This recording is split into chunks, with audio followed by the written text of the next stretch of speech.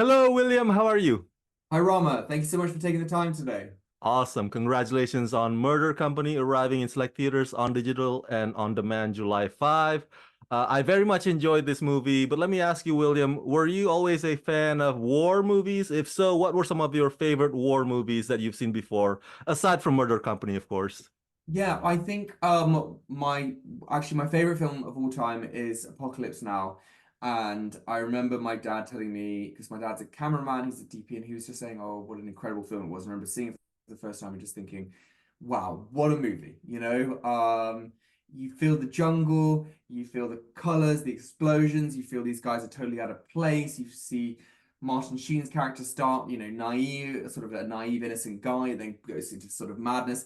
And that definitely influenced my character, Jim Southern, because I didn't want him to feel like he was a battle-hardened guy. When he first shows up, I wanted him to feel like he was like, what are we doing? Like, how is this going to work? Like, how are we going to achieve this mission? So I wanted to create the arc of the character. And by the end, he's just sort of like, he's kind of transformed into a man. It's sort of a boy to a man deal. So yeah, war films have always been a big influence for me. So obviously, Saving Private Ryan is an epic, and then Come and See is a Russian movie, which was brutal, but very, very beautiful in the same way. When you play a World War II soldier like your character Southern, wearing that authentic uniform, that authentic hat, carrying those authentic weapons, that whole thing must have been challenging and heavy, right? Plus, you guys were filming in the sunny, hot Bulgaria, if I'm not mistaken. Talk to me about that. What was that like on the set? Was it tough having all those equipments and props on you?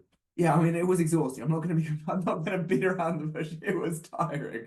And we were diving in it, we were falling down, we were covered in mud, we were, uncomfortable mostly. I mean, wool was a big item of clothing during World War II, so everything was wool and very heavy.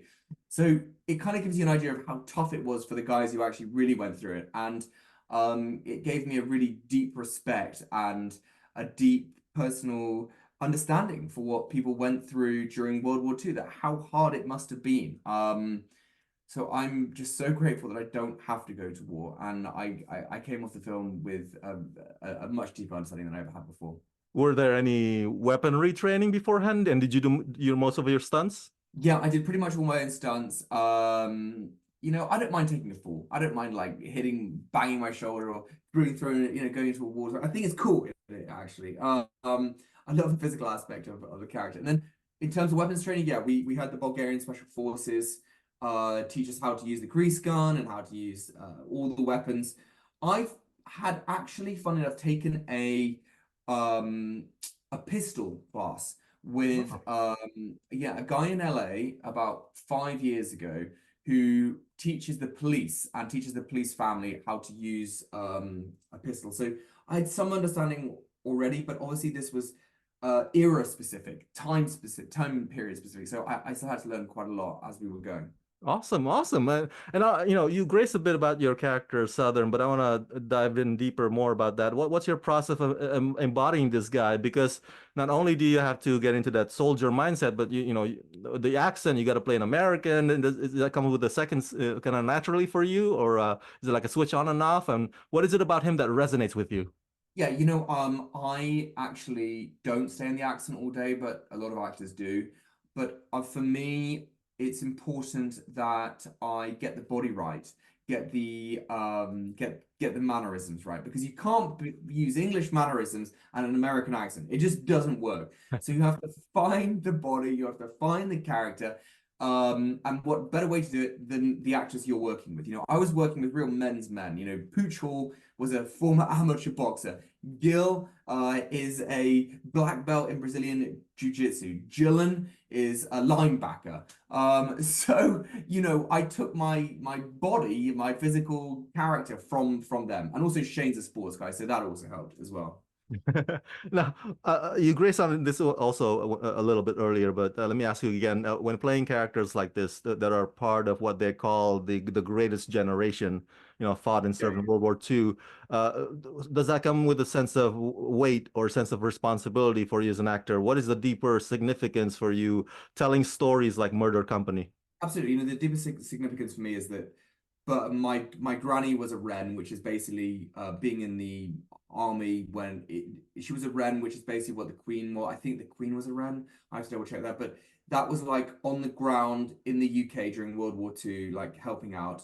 My grandfather, her husband, he was basically a navigator over Japan. He was bombing Japan, and he would talk about horrific stories that he went through. And then my other grandfather was a paratrooper, like these guys, and he was in Dresden, and he also talked about, I think with a lot of grandparents, as people will tell you that they don't talk about a lot, to do with it. But from what I said, it was a dark time. It was a dark part of history and a part that we shouldn't forget. We don't want history to repeat itself. So let's make sure that we watch these films. Let's make sure that we are educated about what's already past. This is the 80th anniversary of the D-Day invasion. So this happened on D-Day, and this is, in a way, it's a fun action movie with like great fight scenes, but it's also an educational tool for people to understand our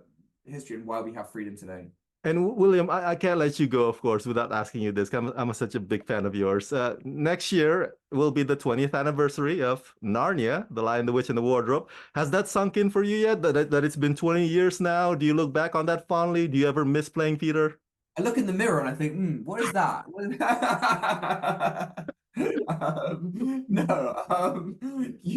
for me, I'm very grateful for the Narnia films. They were an extraordinary part of my life, and they opened a door for me that I never really thought would open. I hoped it would, but not in the way it did. I was one in a billion, really. So I'm just so grateful that I made Narnia, and that the 20th anniversary is coming up.